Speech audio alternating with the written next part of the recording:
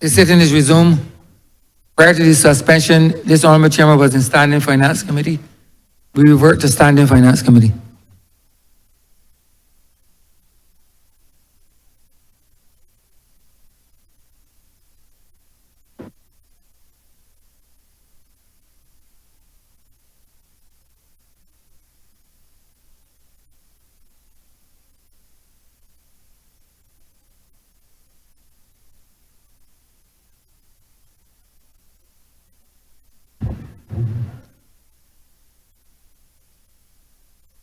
This Honourable House is now in Standing Finance Committee. Honourable Member for St. Andrew. Thank you, Mr. Chair. I have three questions. One is broad, and then it narrows into a more specific question. Beyond traditional diplomacy that focuses on economic ties, in what ways can we leverage the orange economy, the cultural economy as part of our approach to building diplomatic ties with our neighbors, especially those in Africa, where we are breaking new ground in some regards, and I guess globally? That's the first question. Thank you very much, Honourable Member. The approach to Africa, I think, must, without any deviation, include the aspect of what you call the orange economy. It is all too easy, I think, for us to see this purely as a matter of trying to build up tourism relationships, take ourselves out of the space into which we have boxed ourselves as being largely seen as a warm weather destination. And so therefore you go to Africa and you're trying now to have year-round tourism, because they're not going to come here because the climate is warm. They're coming here for other reasons, and many of them will be heritage and genealogical and so on. But very closely linked to that is going to be the cultures of the two sides of the Atlantic. And I believe that in terms of our own economic development and our own economic self-interest, that is an area where we must try to deepen the relationship and build our capacity, build our understanding, and indeed get some technological transfer and skills transfer. Immediately coming to mind is a place like Nigeria, which is really a wonderful opportunity, whether one is interested in film, whether one is interested in fashion. The same principle arises with Ghana, the way in which basic craft has been elevated now to state-of-the-art industrial opportunity. These are some of the things that I believe that we have an ambition to be able to do. We may not be able to do it entirely on our own, but again, conversations must now take place more deeply and more meaningfully with respect to things like supply chains and value-added value chains, so that you can ensure that there is a greater return on the efforts that our people are making. I believe that the orange economy is an indispensable part of it. I think also that this is an opportunity for the cross-fertilization of our people, the people-to-people experience, whether it be in drama, whether it be in music. You know, you can, my mind goes, for example, to a festival that takes place in South Africa annually now, I believe, where they use the steel pan and derivatives of pan. And it is a very interesting thing that Africa as a whole now participates in that. And I'm not entirely sure the extent to which, if at all, the Caribbean is involved. But surely it should and ought to be a place where, again, our own musical experience and opportunities can cross-fertilize. And that translates itself now into recording artists being able to have opportunities that otherwise did not exist. And if I could, before I will invite my Director General to share some thoughts on this matter, because she has served in places like Cuba and Haiti, where she knows firsthand that the cultural experience has been incredible. But for me, it is also, your question gives rise to a very interesting point. We have one minute, Honourable. Sorry. We have to, I'll be quick, sir. We have to learn from some of the failures along the way and mistakes. With Europe, one of the things in our economic partnership agreement about which we really have to be, I think, ashamed, is that we were given an opportunity for all of our cultural artists to enter into Europe, and all of the requirements that applied for services, applied for trading goods, etc., were waived, and the gateway was open for our artists to enter Europe.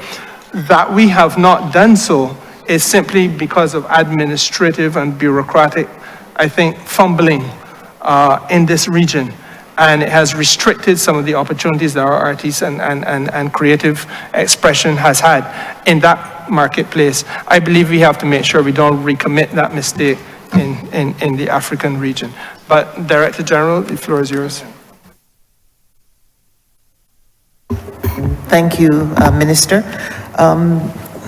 The Minister has covered a wide gamut of the areas, but certainly culture represents an opportunity for expanding partnerships with our bilateral partners in a number of areas, which can even extend into commercial activities.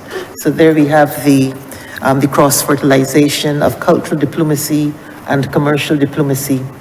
And certainly Barbados's cultural assets are at the level, are at world-class levels. And in addition to the traditional areas of music and film and literature, we also have the opportunity, for example, of inviting researchers and to participate and to do research not only into our history, but into our present endeavors. Some countries, Cuba has a book fair, and there are other countries that do have the opportunities for our writers and our poets to expose their work and also to have their works translated so that Barbadian literature can be exposed to a wider variety of audiences, translated to Chinese, to Japanese, to non-traditional languages and cultures who might only know Barbados from one perspective, and that is as a tourist destination. And certainly through the kind of cultural partnerships which we are exploring, and many others which have the potential to be explored, this is another way of increasing Barbados's footprint. Because already our image, the minister spoke, and it was the late Kofi Annan who described Barbados as a country that punches above its weight. And certainly we have seen that with the success of Rihanna. But there are many other Rihannas out there, if given the opportunity, and not only in the sphere of music, but in other areas as well, that we can leverage our cultural assets. Thank you. Okay, thank you. Many years ago, and this leads to my second question, I traveled to China. It wasn't that many years ago, 8 years ago, to a youth summit. I, of course, was the higher end of young, or higher end of what could be considered youth at that time. But I traveled with a number of young people from Barbados, from the Caribbean, from Latin America. And what they did was that they exposed us to all aspects of Chinese culture. The idea was that you be exposed and you return home and you talk about it. And believe me, I've been talking about that experience for the past 8 years. Whenever I get an opportunity to speak about it, I talk about it. I think that was part of the soft power that countries like China use in trying to share with the world something that they value. And I think to Barbados, we also have young people that we would want to utilize in that sense. And my question is, how are we using the youth? You know, how are we engaging youth to putting them out there, sending them out there to help shape the Barbadian image of, you know, what we want persons in the world to see. That's what the representation of Barbados. We know that they have the capability, they have the digital capability. They also have that young, those new fangled ideas that you're seeing the young people come up with. How are we using those young people? You know, those people from our universities, our young creatives, to help frame the image of Barbados, and also help, you know, in terms of promoting the country's interests internationally. Honourable Member, I think that you're raising a very important question, and, you know, I think that the answer, if I go straight to the root of it, is we are using them in a very limited way, and that there's a tremendous room for opportunity.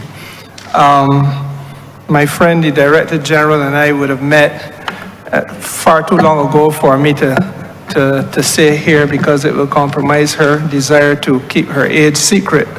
But we met as teenagers in an Alliance Française student exchange program in Martinique, well, between Martinique and Barbados. And the exposure, the experience was tremendous. And I think the linguistic skill development was also very useful. The way in which that was done is something that could be replicated for other purposes, and especially those of a developmental nature, above and beyond just understanding culture and understanding language. It can also be done in terms of helping people to understand business and understand governance, understand technological advancements, etc. I know that there are those who have been able in other parts of the world to use workshops and expose with a targeted focus on young people and exposure of young people. To be fair to the Chinese, I think your example brings to mind, or your experience brings to mind, an ongoing program with the People's Republic of China where they reach out. I am not sure if it is correct to say on an annual basis, but certainly at least biannually there is a delegation of young people who are culled from government departments, first of all, but other areas in Barbados where they're able to experience, I think, a 3 or 4 week exposure in different parts of China, and are invariably linked to technological developments and opportunities and so on over there. I know some people who have done it, and I know that they have come back. It is not an English expression, forgive Mr. Chairman, but they've come back wowed by what they have experienced in China. So I think it is something that is definitely an option. It is something that is really, to the extent that we do it, we are not doing it consciously in the Ministry of Foreign Affairs. What we are doing is working with the University of the West Indies, and we've started to put a framework in place so that we can not only just have students come in and spend a period of time with us here, but also I want them to be able to spend a period of time in our missions overseas, part of the exposure to what the missions do, and understanding that aspect of our international relationship development. Again, the other thing I would say very quickly is that part of the concern I have about CARICOM is that we have an opportunity to do far more within CARICOM for our young people in terms of helping them be exposed to the questions of governance and participating, even if only as persons sitting in the room in the context of some of the deliberations of our Council on Social Development, our Council on Trade and Economic Development, and so on. I think that those are opportunities which really we should be granted to some of the senior school people and university students as well, and hopefully that day will come. The ministry will do a diplomat for the day exercise, I believe that is done with Canada. We're part of it. Director General, please speak a little bit to that, if you don't mind. Thank you, Minister. The Ministry of Foreign Affairs right now is a partner with the High Commission of the United Kingdom and the Canadian High Commission in Barbados. We are a co-sponsor of a Diplomat for a Day program where we are working with schools, with school children, exposing them to the rudiments of diplomacy and the practice of foreign policy. And they're engaged in a competition, and at the end of the day, the diplomat for the day will be chosen, and they will be serving in a representative capacity with us in the Foreign Ministry and with the High Commissions of Canada and the United States. And indeed, these are the kinds of programs which have tremendous potential as we seek to attract people to the Foreign Service, but not only to the Foreign Service so that they can appreciate the importance of representational duty on behalf of Barbados.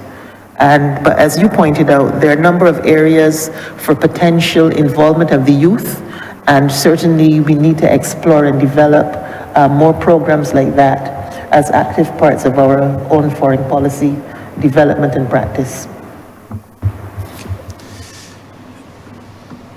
And my final question, oftentimes when we think about the colonization of these islands here in the Caribbean by the English, we think about the kidnapping, spiriting of persons, black bodies from Africa, from the coast of Africa, and bringing them here. We talk about forced labor, slavery, chattel slavery, hardship. Very little is mentioned about the soft power that was used by the British, by the English to colonize people in the Caribbean region. The use of sport, the use of culture, the use of cricket especially. Cricket is perhaps the best example of soft power used by the British. You know, teach us to play, make us want to play cricket. We still want to play cricket today. And that made us more British than anything else. That made us want to be part of this system, the British system, the British culture. Now we have our own culture, we have our own indigenous sport. We have that one indigenous sport that we have in road tennis. And I've seen that we've made some efforts to export road tennis throughout the Caribbean. My brother, he's been to, I think, St. Vincent, St. Lucia to help to train persons in that. I saw footage of the Rwandan president some years ago persons playing in the street in Rwanda. And I'm wondering where we are with those kind of programs, that kind of initiative to promote the Barbadian way through our sport. Honourable Member, this is an excellent question that you're asking, and the truth of the matter is that you are right, it is a matter of soft power. It is something that this region is very capable of doing in myriad forms. In Jamaica, the use of the reggae, all those things surrounding reggae. In Trinidad, the use of steel pan and calypso by extension. And as you have quite rightly pointed out, here in Barbados, this matter of road tennis. Now, again, let me just go back to the example you used, because I think it is a good example. When England did this, they also controlled the fruits that could be derived from it. So while you were peddling the soft power, you also had a regulatory authority, first of all, that was set up in England, controlled by England. You had, beyond the rules and the regulatory authority, the manufacturing process, so that those things that had to be created, whether it be the pads, whether it be the balls, whether it be the bats, etc., all were up to fairly recent times when Australia and India then subsequently got involved in the manufacturing process, first of all derived from the United Kingdom. I want to say to you that our weakness with road tennis is the structures that we have failed to put around road tennis. So that, yes, we have introduced it to the world. I was present in both in Barbados and in Rwanda when the game was first introduced to the Rwandese. I have seen it being introduced in other areas, but I continue to remind my friends in the Ministry of Sports that there is an ongoing duty for us to be a little bit more diligent. And in my judgment, this is where there's now an intersection with sports, an intersection with foreign policy, and an intersection with our manufacturing capacity as a country, and those types of related interests. First of all, we have to register the intellectual property, if the Honourable Senior Minister would allow me. We have to register, if the Honourable Senior Minister Duguid would allow me, we have to register our intellectual property on this matter. That we have not yet done so is something that continues to concern me. Above and beyond that, we have to recognize that there are rules.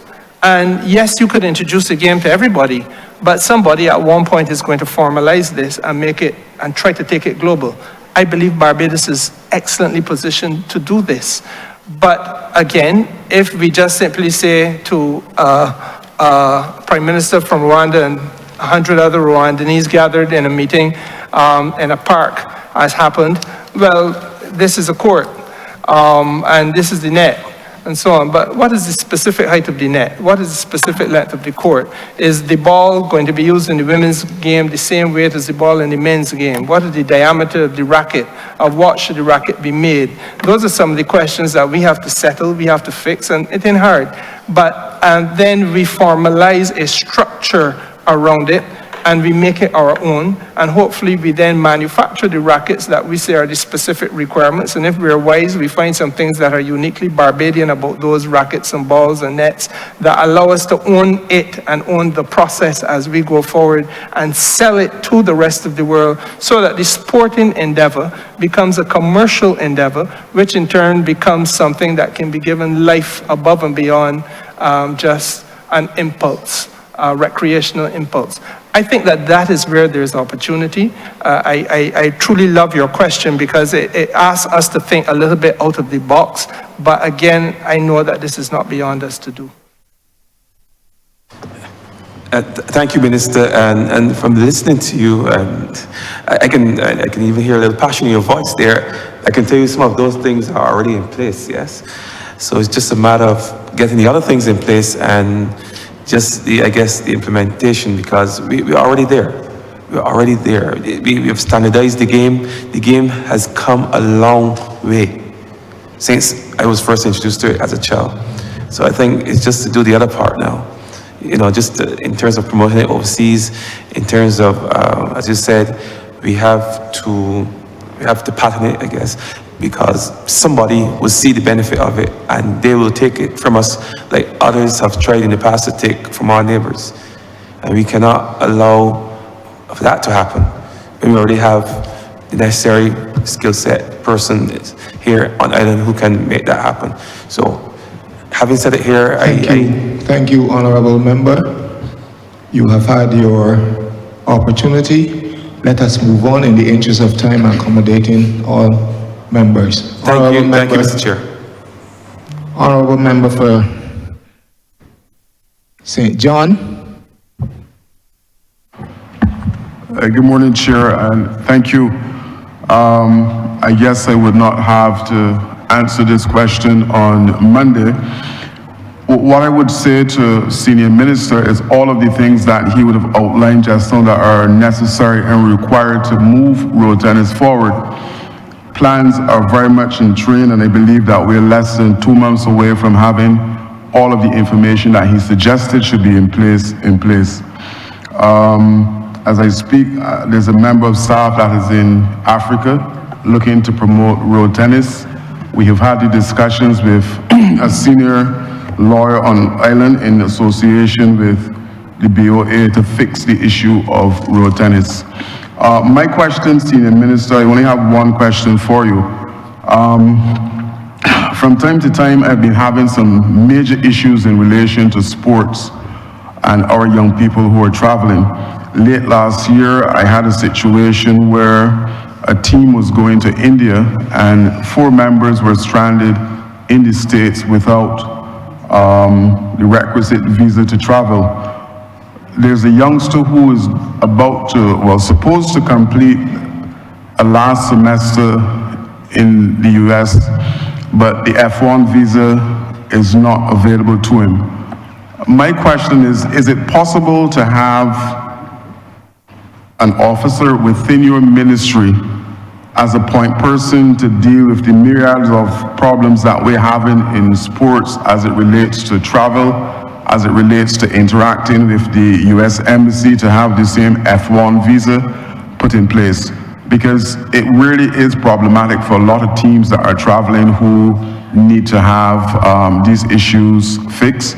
One of the things that I have asked the national federations is to make sure that they contact your ministry to let you know when they're traveling, or to do it through my ministry because of the problems that we're having. So is it possible to have a point person assigned, not specifically related to the ministry, but to deal with issues that we're having with the F1 visas and issues in relation to some of our national teams or clubs traveling?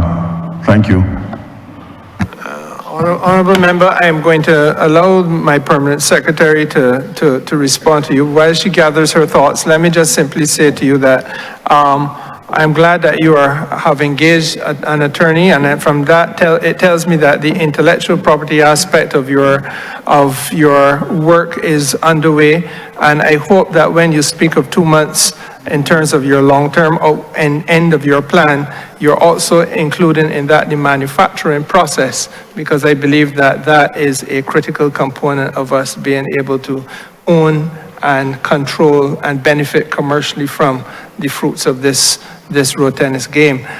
Let me say to the permanent secretary that the question being asked obviously is a very operational one on a day-by-day basis, and I hope, ma'am, that you were able to answer it in a way that I certainly cannot, because those things do not come to my attention invariably, Minister. Thank you very much. Indeed, a very short response is yes. We have a very small division that deals with consular matters, of which requests for visas, the short stays such as tourism-related visas, as well as other specialized visas for performing and sporting activities, etc. We are prepared, of course, to provide the assistance when requested. However, bear in mind that different countries have different visa requirements for different pursuits, and in each case where there may be some peculiarities, we would definitely have to engage the embassy or the country in question on the case. And I think it would be best if enough time is given to allow for that. Some visas are quite time consuming. We dealt with one for a tennis player last year, and it took quite a lot of time. And most of the work related to obtaining that visa was to be pursued by the individual and not by the ministry or the government. But what the ministry was able to do was to clarify with the embassy concerned all that was required in order to obtain the requisite visa for his pursuits. So I hope that that's helpful.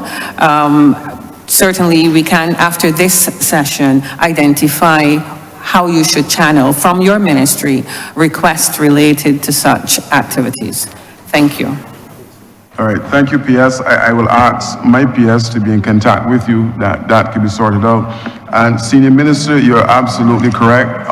We have also started to look at manufacturing of the balls. All of the guidelines that you spoke about in relation to how the game should be played, all of that is already in place. Thank you. Thank you, Chair. I yield back.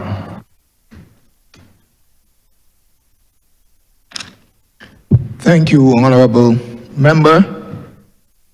Just let me add that in the interest of time, we move quickly to St. Michael North, and we ask you to get to your question as quickly as possible and reduce, if not totally eliminate, the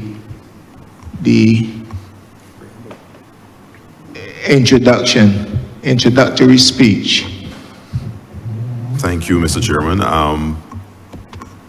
I agree, save and accept to congratulate the senior minister and his team for the excellent work that they're doing to rebuild our reputation as a nation. Not only this senior minister, but his predecessor in the office from 2018 would have done a phenomenal job at restoring our reputation as a small island developing state. And I think they need to be congratulated for that. My question relates to foreign trade. And we have made some discussion, that we have had significant discussion during the course of the proceedings thus far on bilateral agreements.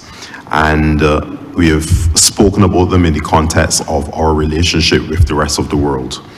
I would like the senior minister and his team to further expand on how these bilateral agreements that we have, and he can also highlight at this stage, if he so desires, any incoming and proposed bilateral agreements that are on the cards that will be able to benefit our people locally as it relates to trade. I know that we have entities in Barbados such as the Barbados Chamber of Commerce and Industry, the Barbados Manufacturers Association, Export Barbados, Invest Barbados. All of these entities are working assiduously to seek out opportunities across the globe for our local manufacturers and our tradesmen. And I would love to hear from the team here in the Ministry of Foreign Affairs and Foreign Trade as it relates to their perspective on our existing agreements. How are we maximizing and leveraging those in the interests of these individuals, and any proposed bilateral agreements that will be able to benefit the people of Barbados as it relates to trade. That is the one and only question I have for you, Senior Minister. Thank you. Thank you very much, Honourable Member. And let me begin by saying to you that we have a number of trade agreements, and they're perhaps too numerous to mention. The regional ones perhaps are the ones that I think we should focus on strategically at this point, and they would be with Costa Rica, the CARICOM, Costa Rica, CARICOM, Dominican Republic, CARICOM, Cuba, CARICOM, Colombia, CARICOM, Venezuela. I believe there's one with Chile as well. There are, and I say CARICOM because of the fact that we tend to do these agreements as part of CARICOM and not necessarily by ourselves. However, it is possible within the rules for us to have or to initiate a more direct agreement between Barbados and another. There are none that we have done, but it is my judgment that we should trigger, and I have said this on Wednesday, when last we were here, Tuesday, the day that I was last here, I said this with respect to Canada. There is, in my judgment, every reason why we should be having and should have had a serious sit down on a partial scope agreement. And when you say partial scope, effectively what you're saying is not a broad free trade agreement, but carving out an area where you believe that you have significant competition potential and capacity, and to try to ensure that you get access to the market there so that you can give your people in that particular sector or sectors of your capacity and competition potential the greatest opportunity in this new market space. Canada, in my judgment, is one of those countries, and what would we be interested in? We would be interested in the sale of services into Canada. I believe that we have tangible evidence of our capacity in this regard. There are several insurance companies in Barbados, and I don't only focus on Sagicor in this regard, who have been able to move their business from the 166 square miles of Barbados into the wider Caribbean area and replicate and do so successfully. Construction companies have been able to do the same thing. There are a few locally owned hotels which have been able to do the same thing, albeit in some cases differently branded. So, but same people behind it. Car rentals, food and beverage, there are a number of them. And I genuinely think that part of what we must now do, and I think I used the expression when last I was here, is to put on your big boy pants and have the conversation with some of these countries. Now, prior to this new presidency in the United States of America, I would have felt confident that a conversation of that nature should and could also take place with them. One would have now to test the water and the appetite of that particular jurisdiction to have such a discussion with us. But the reason why I focus on those two is because for a long time we have been laboring under what I do not accept as being an adequate arrangement, whereby you have a gift of a market access given to us by, I can't remember which Canadian Prime Minister it was, but it was market access for some commodities for CARICOM under CARICOM, and equally by President Ronald Reagan around and about the same time with regard to market access into the United States of America. The problem there is that there are preferential arrangements. They're not compatible with the World Trade Organization's rules, and therefore at the whim and at the discretion of the entity which has given you this agreement, they can equally take it away. They can say, I'm not going to the World Trade Organization, ask for it to be renewed. And so I believe in legal certainty, and I believe that we should be giving our business people a degree of certainty.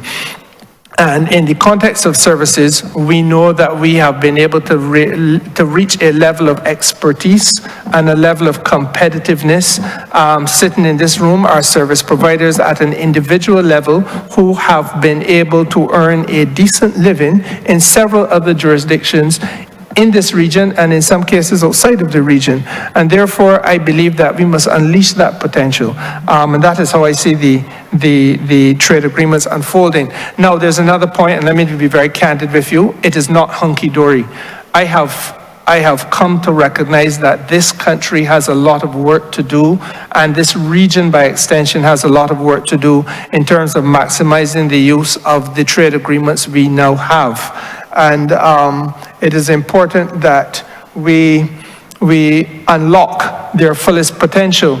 There are some agreements really which have effectively sat on a shelf and not been exploited by the business people in Barbados or by extension CARICOM. And that is a conversation that obviously is going to have to take a little bit of time. It deals with unfamiliarity, it deals with linguistic barriers, it deals with a tradition, a cultural tradition to look to the North Atlantic, to put on blinkers and see the USA and Canada alone, but that is not the world that we live in anymore. And part of what we must now do is to recognize that connected to that is things like new supply chains and cost of living issues and those types of considerations. I see your look, Mr. Chairman. I will pause there. Thank you.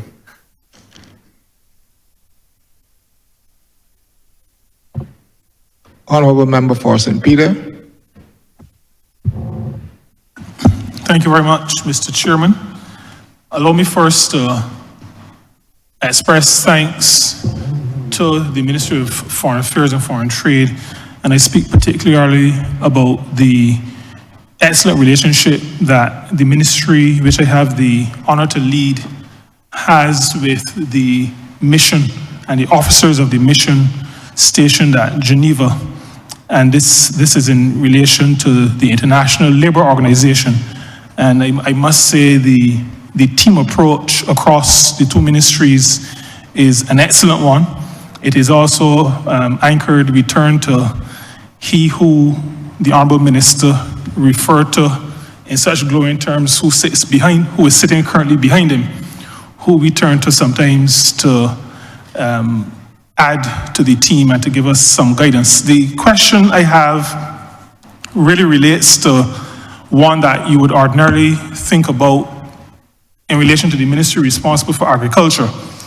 Now, my mind goes back, not fondly, but to the period of the pandemic and the matter of imports, the matter of being able to eat. Hearing what was happening in some other jurisdictions with respect to shortages.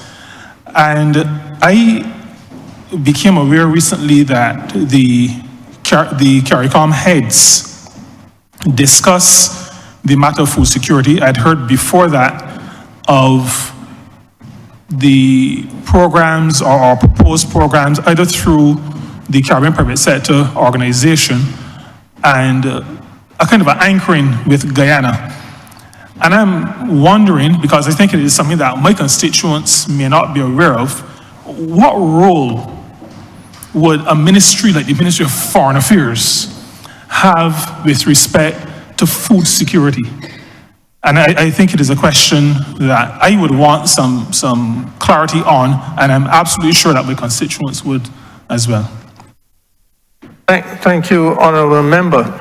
And Honourable Member, the reality is that once we are seeing ourselves not just as an island state of 166 square miles, but rather as a part of a region within which there is an economic pact, and that is the single market and economy, then you understand that we are able now to see ourselves beyond 166 square miles and, quite frankly, part of the Guyanese marketplace, part of the Surinamese marketplace, part of the Jamaican marketplace, etc., etc.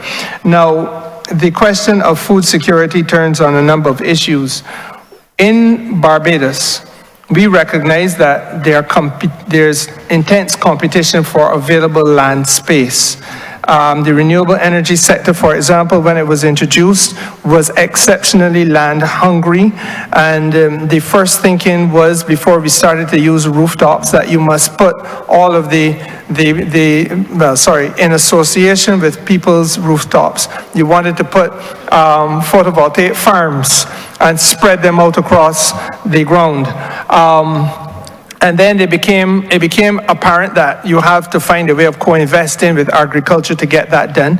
But the truth is that the agricultural investment, the co-investment with renewable energy has been very limited. And what we therefore need to do is to recognize that we do need land space if we are going to do two things. And there are two critical ambitions. On one hand, you want to ensure that you have your food security. And then on the other hand, you want to make sure that the cost of living issues are wrestled to the ground. Now, we have been able, therefore, by way of negotiation with some countries that do have substantial land space, for example, first of all, Suriname, to come to a strategic cooperative agreement. And that strategic cooperative agreement will see collaboration in crop production, collaboration in fisheries, collaboration in transportation logistics. And the transportation logistics becomes important because obviously Suriname is some distance away from Bridgetown.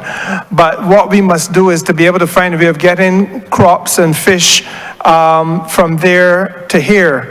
And that then involved Suriname Airways at one point, and then I believe the other airline was called Fly Always. So that is one aspect of the agreement, one aspect of the collaboration.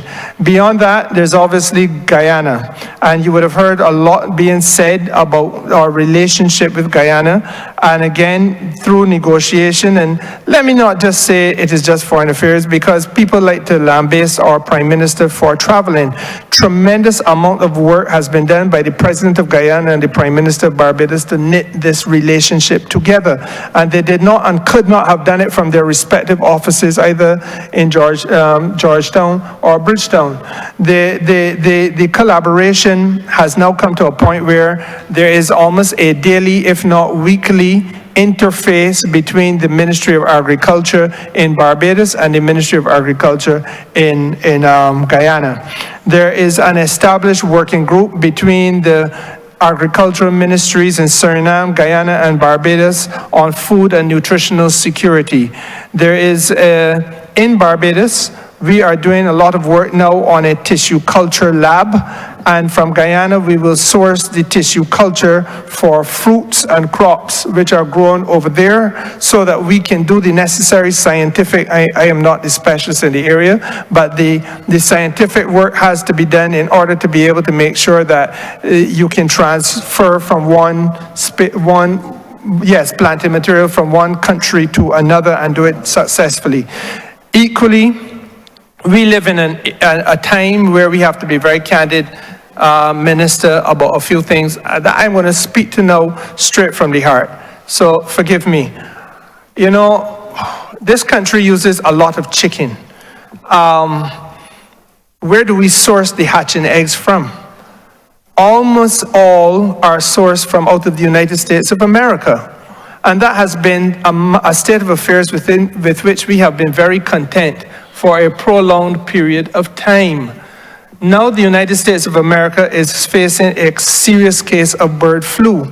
And therefore the hatching eggs that we have become so reliant on, and we have not had any diversification of the source market, their challenge is that they are not in a position to sell to us safely and in keeping with sanitary and phytosanitary standards, hatching eggs. So what then do we do about the poultry industry in Barbados? Harnessed as it now is to a country that has not so managed its public health infrastructure in a manner that ensures or can guarantee safety for others to whom it exports. So we must now be able to have the conversations with Guyana and with places like Brazil and so on, so that we can diversify that reliance and dependence solely on one marketplace to another in order to keep our poultry industry alive, keeping us in a position to keep chicken on the shelves for Barbadians, first of all, and by extension in the hotels for those who come to visit us. And the visitors at this time of year are probably twice as many, if not 3 times as many on the island as there are Barbadians born and bred normally living here. So it is a serious issue. You would have heard as well conversations about food terminal and the use of a food terminal, and on the last occasion that I was here, I spoke to that matter. It is again about using flights from Paramaribo in Suriname and from Georgetown with product to come into Barbados and to be able to for us to do the value added here, which might be packaging and blast freezing and whatever else that we must do. And we're not just talking about now food crops like cassava, yam, plantain, etc., but we're also talking about meat and fish, which we can then sell onward to the Caribbean diaspora using Grantley Adams Airport infrastructure and capacity to get to Canada every day, to get to the United Kingdom 12 times a day, to get to the United States. Lord knows how many times a day and how many ports that is, but it is certainly in excess of 10, and so on. So that those are the arrangements which are facilitated by the collaboration between the countries, and that can only be done through the Ministry of Foreign Affairs.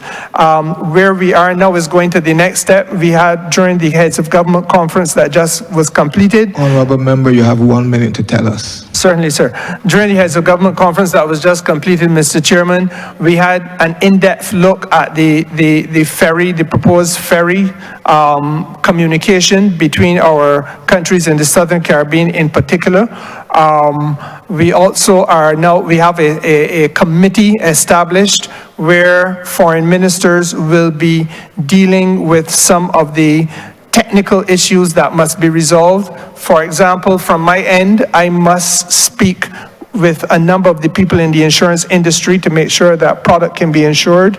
There are issues of sanitary and phytosanitary parity so that we make sure that our regulations are harmonized. Those requirements which we need to get food out of Guyana to Barbados are identical to what you're going to use from Suriname to Barbados or Suriname to Guyana, giving the business people certainty in order to ensure market access. Those are some of the technical things that now have to be worked through and finalized, and we have been given, I believe, a period of 3 or 4 months to get that done and then to report to the chairman, who is the Prime Minister of Barbados.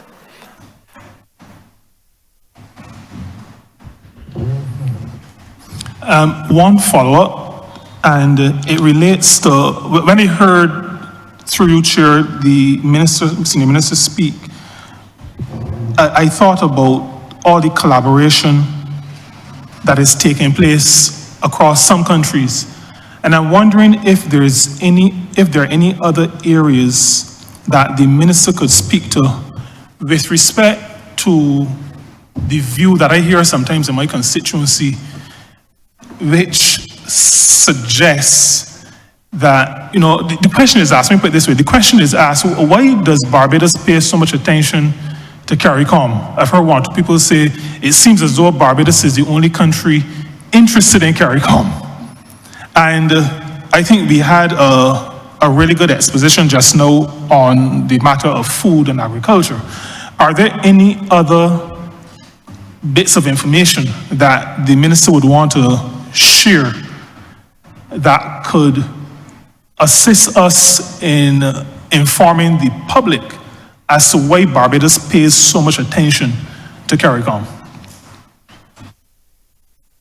Honourable Member, I think that part of what you hear is an unthinking reaction, and sometimes we are guilty, despite having spent a lot of time being educated, of doing ourselves a disservice about very serious matters.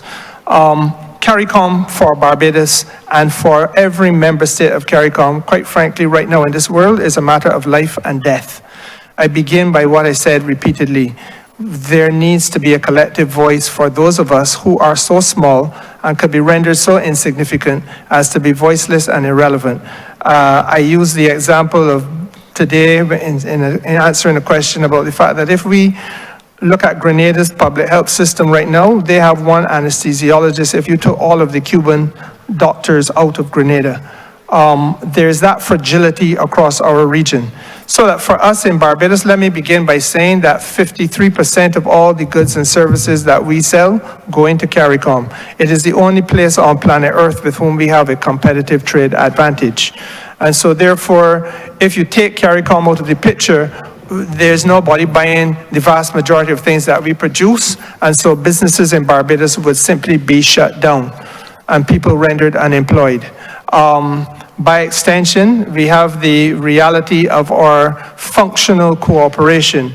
The police service here has for a long time been the place, or had the headquarters, that was for a long time the place to which everybody came in order to be trained.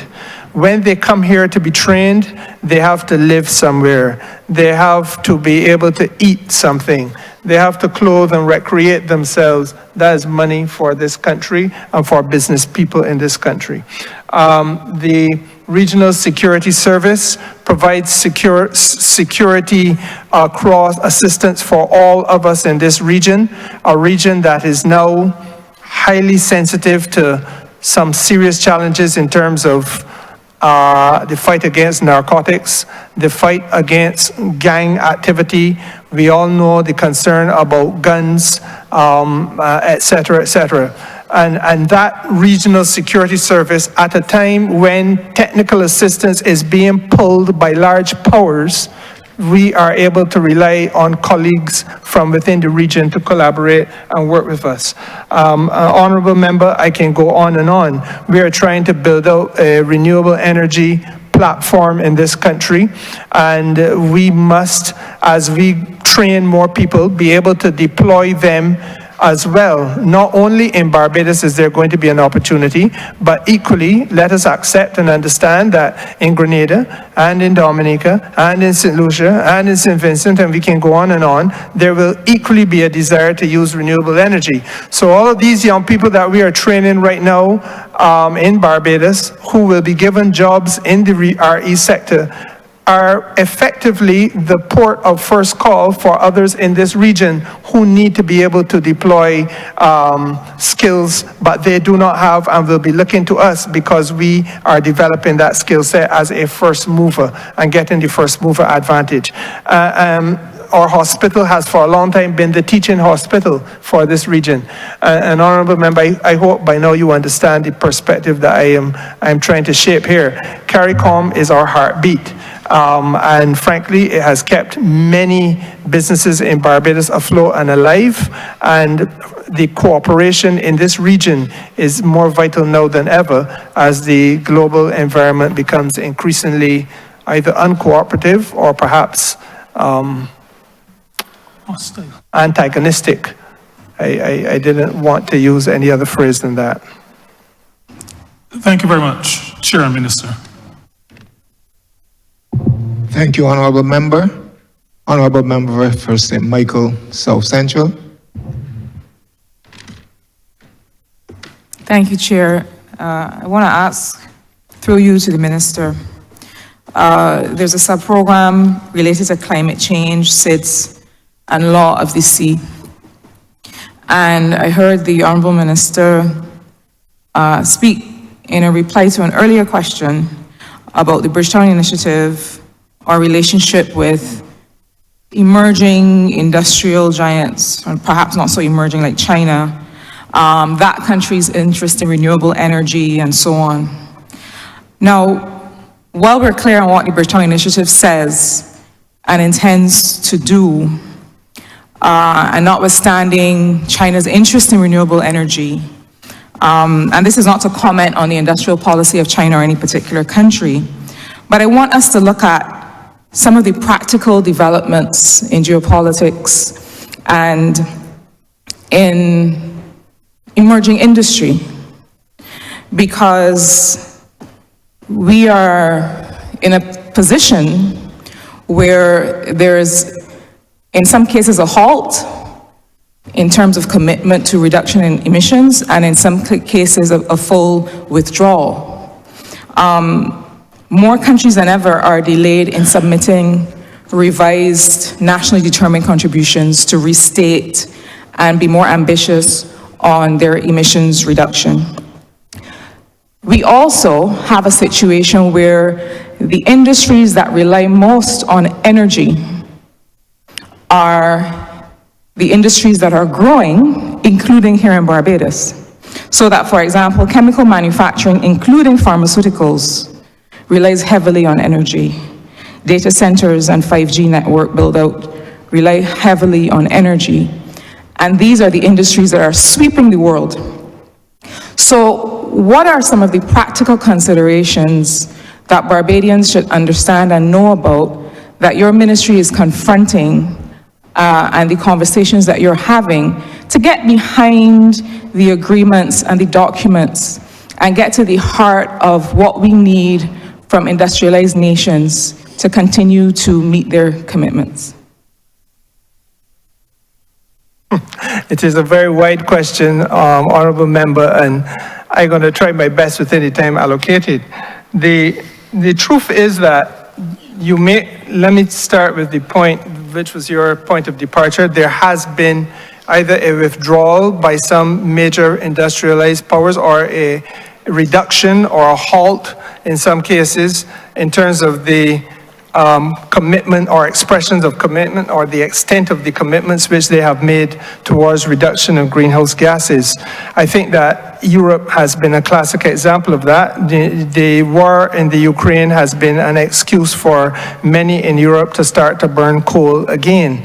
But even as they do that, there is clearly a double speak and perhaps a double standard, because the expressions directed towards us in the developing world are of increasingly aggressive demands that we take the greenhouse gases out of our industrial process, and otherwise we cannot access the European market.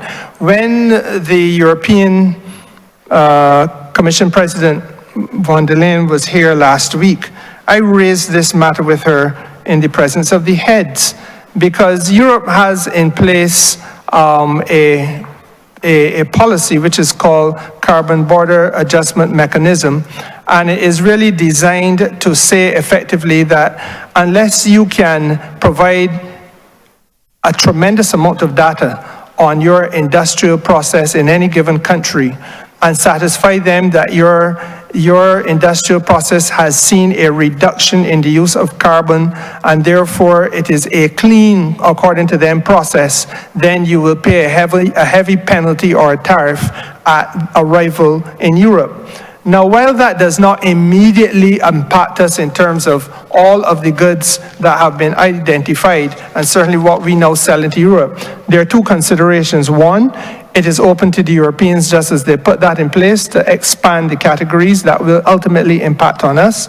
And secondly, the capacity that we have as small states to do all of these things in terms of the identification of the extent to which there is greenhouse gases involved in any industrial capacity taking place in this region. You were minister responsible for industry, and I am sure that your ministry does not have in its capacity right now the ability to say that you're holding data on any industrial process taking place in Barbados. So therefore, where are we? We have to have a foreign ministry that works in partnership with other foreign ministries of countries which are similarly positioned to ours, and countries which frankly may be similarly impacted as ours, so that we avoid what may be the unintended, let's put it that way, unintended consequence of there being a new green protectionism. That Europe closes its doors to our trade, closes its doors to importations from us, cuts us off from economic opportunity in spite of all of the long talk and so on about creating new avenues of trade, because of the fact that they are interested in protecting themselves from competition, one, on the premise that our goods are produced in circumstances which are harmful to the environment. Now, the truth of the matter is that that has to be something that we approach with a certain sense of probity and clarity, because we need to be sure-footed. We need to understand that we are dealing with countries now, and let's not only say Europe, others are following this practice as well, this carbon border mechanism, whereby once you sell goods into this country, a country of choice, they now erect a tariff wall against you and say, we must protect ourselves because you have not contributed enough to reducing greenhouse gases in the environment. It would render small states like Barbados and Antigua and St. Kitts and so on defenseless, and we would face economic ruination simply because we do not have the capacity. And the way in which these matters are to be dealt with would now have to be carefully negotiated, because the capacity of small states being more limited than the capacity of large states. And let me pause now to say to this House that the battle is really with the large states themselves, some of whom say to Europe, you are being unfair to us, because we ourselves, though we are on a similar footing, can't meet the requirements that you are asking, and that they are too exacting and too demanding. That's what the Indians are saying. So if that is a problem for India, what do you think it would be for a small state like ours? These are some of the issues which are now affecting us now, and equally, it raises the question of climate justice, because, Honourable Member, as you are well aware, in all that we have been saying and doing in the Bridgetown Initiative, we are trying to get the world to a point of climate justice. What is fair and just and equitable for small states like ours, in Barbados example? The industrial policy of the world must be one which gives us an opportunity to produce and to sell and to access some of the fundamentals and some of the technologies which are necessary for us to make our economy, as the Honourable Member from Christchurch would say, clean and green. And that industrial policy, we have seen the hardship of already. I need not say to this House, the Prime Minister came here in a budget a few years ago and indicated that we would remove the tariffs on EVs and hybrids, and we had to wait 2 years in many cases for people to get an EV or hybrid, because we were the last to be put on stream. And truth is, China would have then been the country which moved first and fastest in order to make sure that we were able to get them into this country. Battery storage continues to be an issue that plagues the Ministry of Energy, and we can go on and on. I am mindful of the time, sir. It was a very important question. I think I'm the only one that remains. It sometimes helps to be the last or the least, so I'll continue with my follow-up question if I might. Yes, but still within the stipulated time though. Thank you so because much, the Honourable Chair. Minister will have to wrap up, etc. Thank you so much. Quickly, through you, Chair, to the Honourable Minister, there is a sub-program related to a diaspora unit in these estimates. And for some time, we've spoken about how we leverage the assets and resources of Barbadians in the diaspora. And I am not sure that we have a report or the evidence of the effort. I wanted to give the Minister an opportunity to speak to what has been done and how we expect that this will be strengthened, with the specifics in terms of how it might impact local investment, what we've seen so far, how can we quantify the efforts of this unit. Minister, I'm entirely grateful to you for this question because in September, when it became apparent to me that the outcome of the presidential election in the United States of America was going to be what it has been, I had a sit down with my Director General and my Permanent Secretary on the issue of where do we go in the event of a change of administration. And what concerned me then was some of the rhetoric, which is not really the reality, of what was portending, what was threatening for our diaspora up there. And I'm not only going to focus on the United States, Honourable Member, but I'm going to focus more broadly on the North Atlantic, because the truth is there is a replication of that which we hear in Washington, D.C., with what we hear being resonated in some parts of France, what we hear in Germany, what we hear in Italy, and our diaspora, in fact, in Canada. And our diaspora is wide. And I think that the first thing that we needed to, or certainly I wanted to do, was to plug what I consider to be a gaping hole. This country does not have a diaspora policy. And I have expressed in no uncertain terms my dedication and determination that this ministry now have a diaspora policy. What will a diaspora policy do?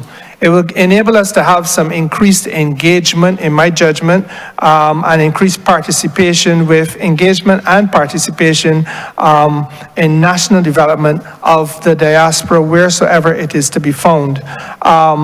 That enables us to do a number of things. We can build partnerships with diaspora in terms of a number of our sectors of this economy and society, because we know that there are skill sets, some of whom are exceptional in their expertise. We had a professor of international relations do a seminar for the Ministry of Foreign Affairs either this week or last week. I must tell you, it was a eye-opening expose, but his skills and skills such as his should be at the disposal of the government of Barbados, in my judgment. And there are several other areas where, as I had indicated to the House before, we have a deficiency in skills, and I think our port of first call should in fact be the diaspora. Equally, we have to be able to put in place some standards for the way in which we ensure the well-being of people in host communities. Barbadian people should not feel that they're left naked and alone in host communities when there is a hostility against how they look or where they have come from in those communities where many of them are working 2 and 3 shifts a day.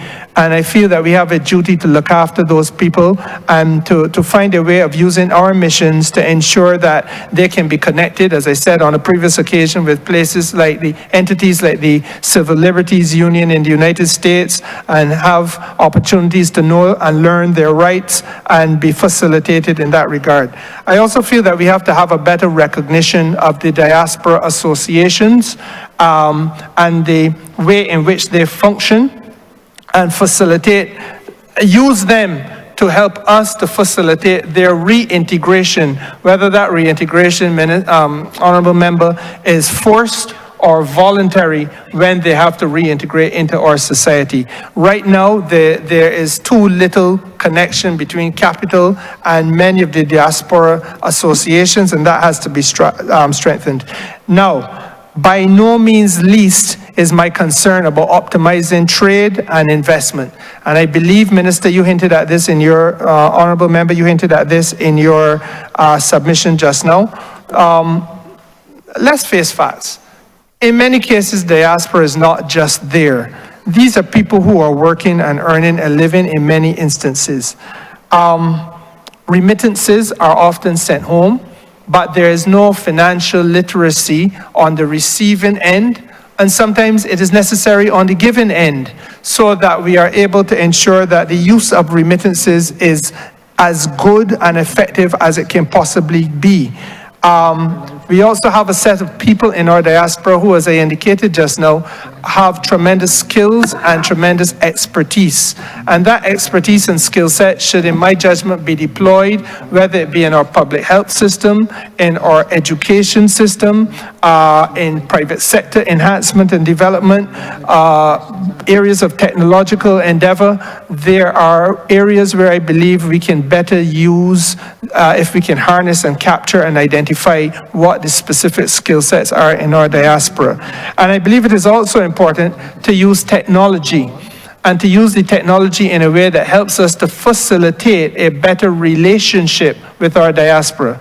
So it was drawn to my attention, for example, that in the United States, there are some people who are in the Barbadian community who are still unbanked. And how then do they, either when they want to move money from there to here, or want somebody here to help them out by sending them some money up there, get that transaction done? And the technological capacity does exist to assist people with this type of thing, and I believe that this is something that we should also be able to do. I believe that in the context of enabling us to have a role and a voice in governance in those places overseas. You know, in my constituency, Mr. Chairman, let me be frank with you. I look in the newspaper and I see people who are not Barbadian. There are visitors here lamenting and complaining about a policy of the Barbados government with respect to a spot in my constituency on the beach. Now, the reality is that their voice is being heard. And similarly, we need to make sure that we can ensure that the voice of Barbadians who have genuine concerns in parts of the world can be mobilized and heard. And part of the way in which we can do that is to help them bring themselves together and to engage with systems of government at various tiers of government, whether it be in the United Kingdom or in the United States of America, so that the interests of communities like ours is not taken for granted, and we are not treated as mere flotsam and jetsam to be discarded at will or called upon when you feel you should need to find somebody to work like a beast of burden and do 3 shifts in a day. And that is part of what this diaspora relationship as we go forward, in my judgment, needs to be. And I am hoping that we can have a national conversation on it once we have the diaspora policy in place and ready to be submitted to Cabinet, to be discussed internally first, and then go out for a broader review in the interest of the people of Barbados. Thank you. And finally, Mr. Chairman, to the Minister through you, you talked about the skills that we may be able to draw on from those in the diaspora. And having heard from you in your response to an earlier question about the expansion of missions across territories that are allowing us to vary and diversify our foreign policy and relations away from established relationships, it seems to me that nowhere else are those kinds of skills more of value than within those missions themselves. There is a lot to discuss and understand about every sector in which Barbados functions, in each of those missions, in each of those territories. And the government, the cabinet, those who work in SOEs and those who are advancing Barbados's interests need intelligence, need analysis, need at a moment's notice in some cases to have briefs, have papers, have perspectives, have positions on these matters. What would you say is the current capacity of the missions that are represented here to provide those kinds of things to the government of Barbados and to our partners? And if you judge that they're not sufficient, what are the efforts going to be in this financial year to strengthen those? Thank you, Honourable Minister. Before you respond, as you complete your response, you may proceed to wind up for no more than 10 minutes.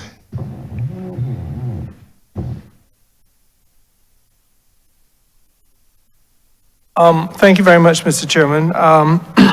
I'm really sorry that this question comes at the very end. That's probably a question that should have come at the beginning. In view of the challenges which we now face as a country, which I think are greater now than at any time in our history, in view of the fact that the age-old alliances upon which we were able to rely are now either fractured or are disappearing. And I remind this House that, last time I was here on this matter, I alerted to the House that it was on that day that Sir Keir Starmer reduced overseas development assistance. Today, his overseas development minister has left the cabinet. The virtual collapse of US aid, these are things that we never had to experience before, but these were all part of the platform on which this country and by extension this region was able to stand and rely.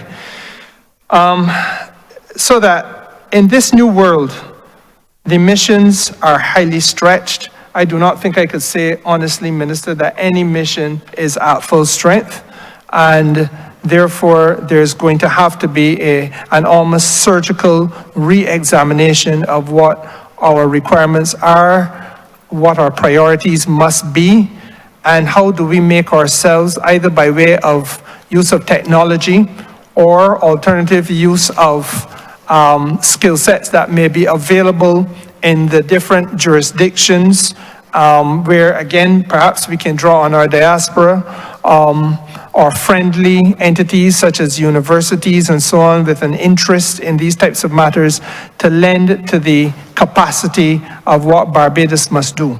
Again, I think that the solution does not only lie with us, but really in a collegiality in CARICOM.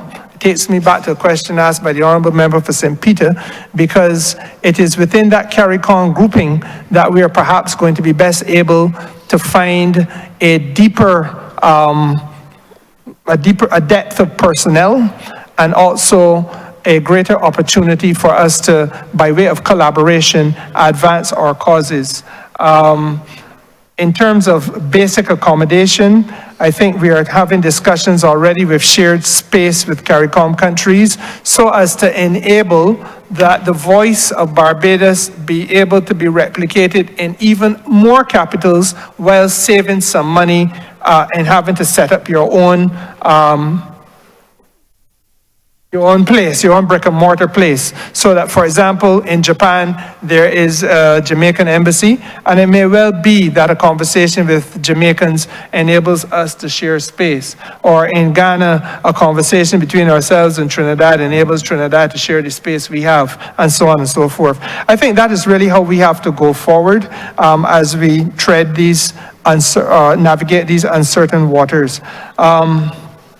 In terms of where these estimates are set, quite frankly, the estimates were set a while before what has been unfolding before our eyes over the course of the last few weeks has started to unfold. And in our wildest imagination, we could not have experienced a world then as it now is, and as it is likely to become as we go forward. So there's going to have, I have absolutely no doubt, there's going to have to be a need for myself to come back here and have a conversation with the House from time to time as challenges present themselves.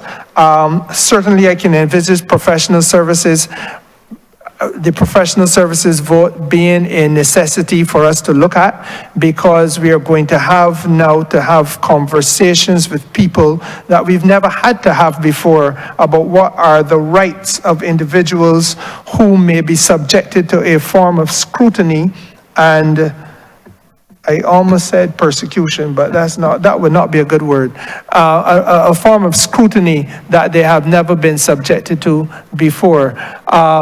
There's a need, I think, for us also to recognize that in terms of engagements at high level, this is not the time.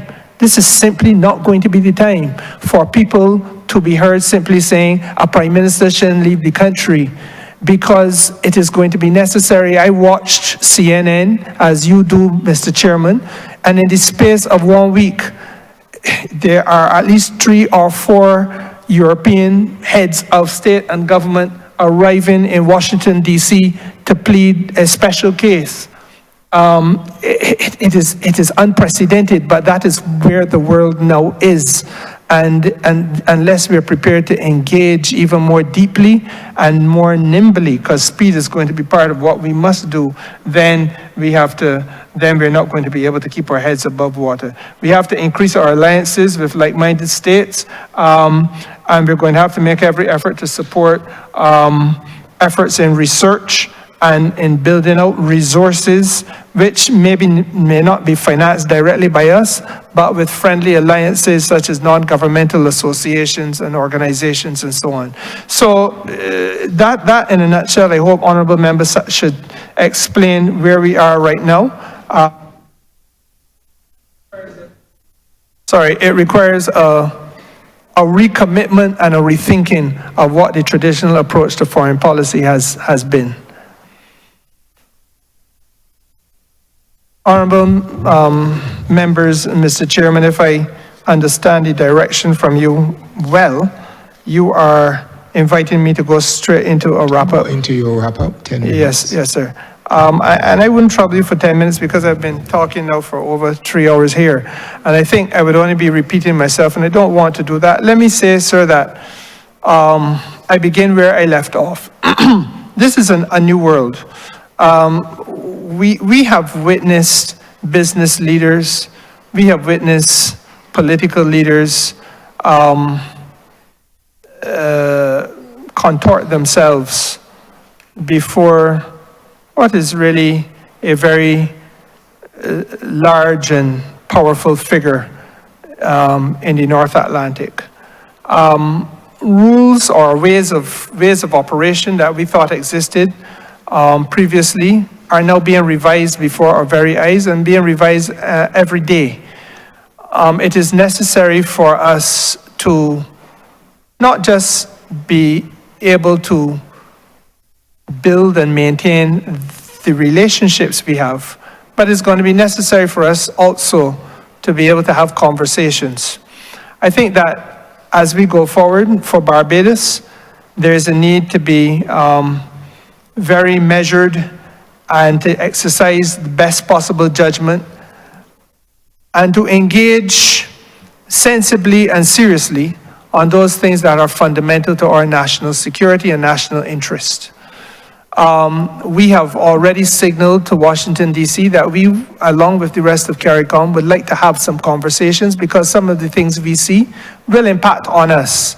I use, for example, the fact that clearly it is a matter of policy that Barbados cannot meddle in, and we must respect the right of a state to exercise its own policy. But equally, the policy can have unintended consequences for us. And so therefore, if folks are going to be deported to Barbados, then we need to be able to have an idea and an arrangement in place where we can have a dossier on who is coming and from the background from whence they have come, and enable our welfare and social services entities and agencies here in Barbados to be able to relate to those persons who are returnees in a way that enables them best to be reintegrated into Barbadian society. We equally, Mr. Chairman, have to keep our heads above water. And we recognize that the way in which we understood tariffs to be used will not always be the way in which we understood it to be, but we also too have commercial interests, and we have to defend and promote those commercial interests as best we can. And equally, we must diversify our economy so that we have not reliance and dependence on one or on a few, but that we have a broad base of interactions rather than reliances and dependencies. But we have a broad base of interaction which enables us to be better, in better shape to control some of our financial destiny. It gives opportunity and it gives certainty to our business people. Part of this conversation has got to be on the way forward, Mr. Chairman, that we cannot just have this at the level of government, but that we must have the private sector on board so that the private sector itself can reassess what it is doing. Its supply chains must be rethought and reconsidered. The way in which they target markets must be reconsidered, and we must therefore do everything we can as a country rather than only as a government in order to make sure that this country as a whole can continue to benefit. With regard to the general population of the country, it is not a walk in the park. A few days ago, nobody would have considered that the fact that we had a relationship with a country that has been very kind to us in our darkest hour could be a matter about which access to a third state would be called into question.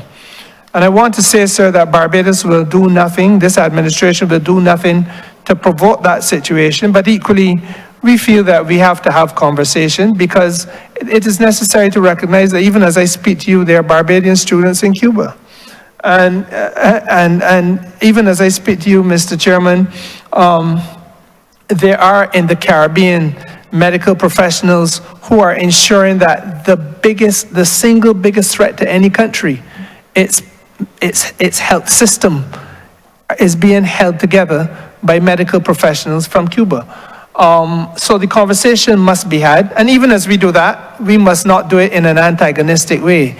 We have to look at our own systems and make sure, as I said before, that what we do can clearly be seen as being in best practice, a best practice way of having functional cooperation, that it is transparent, and that it is not facilitating any unintended consequences. But Mr. Chairman, irrespective of the relationship at that level with that particular or those particular countries, there is a need, last of all, for us to broaden the base of our relationships. Generally, that is why the efforts we are making in the Middle East become so important. That is why the efforts we are making in Africa become so important. The efforts we're making in Latin America become so important. And yes, we will likely travel again. We will probably be in Asia shortly because there is a relationship which we are nurturing with Japan.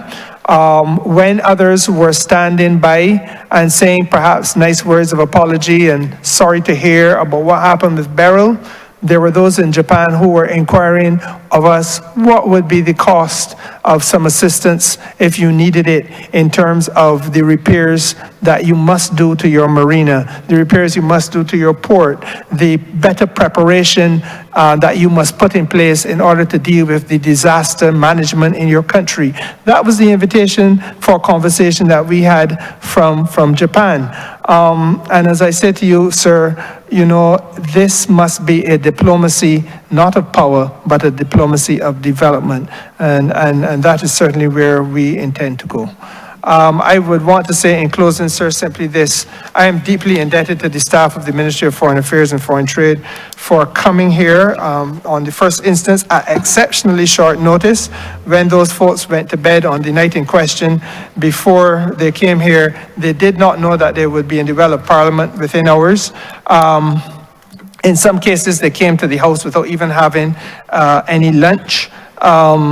I am deeply indebted to them for stepping up at the time and at short notice and in the way in which they did.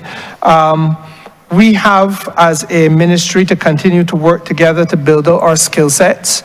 We have, as a ministry, to continue to work together on our capacity and our competence, whether that capacity be linguistic in nature, whether it be negotiating skills, and we are doing some internal training led by the Director General on that, whether it is just general ability to interface at all levels in trade and commerce, etc. And yes, there are some aspects of my ministry, sir, which are now at bare bones. So there is a personnel issue. And it all begins with the staff to do the job that is required.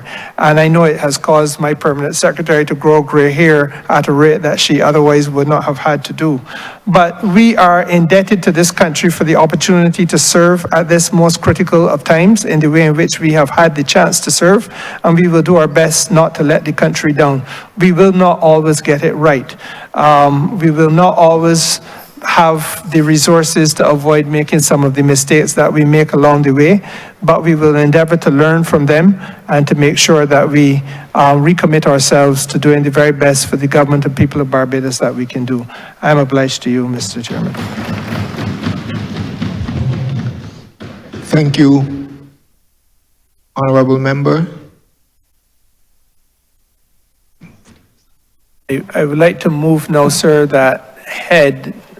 Sorry? I had moved it already, I thought. Yeah. Head 32, stamp part. Thank you. Honourable members in favor, say aye. Honourable members against, say no. Methinks the ayes have it. Honourable Leader of Government Business. Thank you, Mr. Chair. I beg to move that you do now report progress to His Honour the Speaker and beg leave to sit again. The question is that I do now report progress to His Honour the Speaker and beg for leave to sit again. All honourable members in favour, say aye. Honourable members against, say no. Methinks the ayes have it.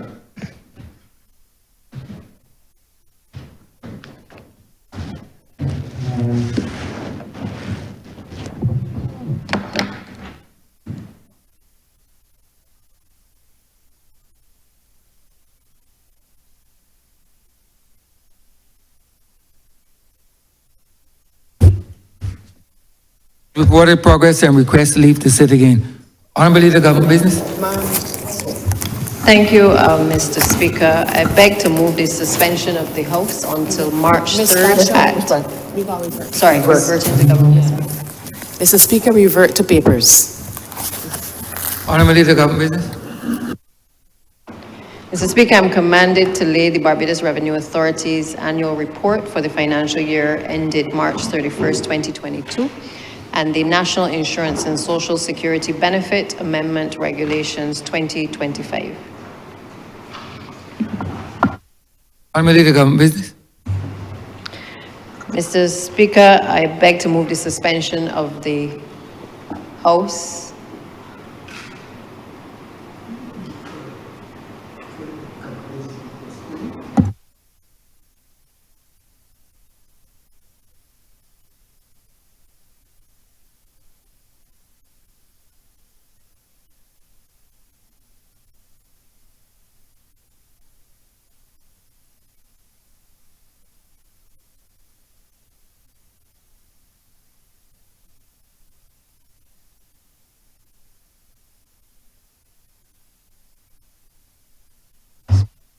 Honourable Leader of Government Business.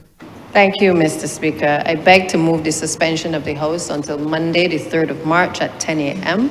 This afternoon, honourable members will be attending the funeral service, the official funeral for former Senator, Government Minister and Parliamentary Secretary, Mr. Anderson Peanuts Morris. And so that hence why we are closing off early today. Thank you, Mr. Speaker. The question is that this Honourable Chairman be suspended until Monday, the 3rd day of March, 2025 at 10 a.m. in the forenoon. All those honourable members in favour, please say aye. Those against, please say no. We think the ayes have it. This Honourable Chamber stands suspended until Monday, the 3rd day of March, 2025 at 10 a.m. in the forenoon.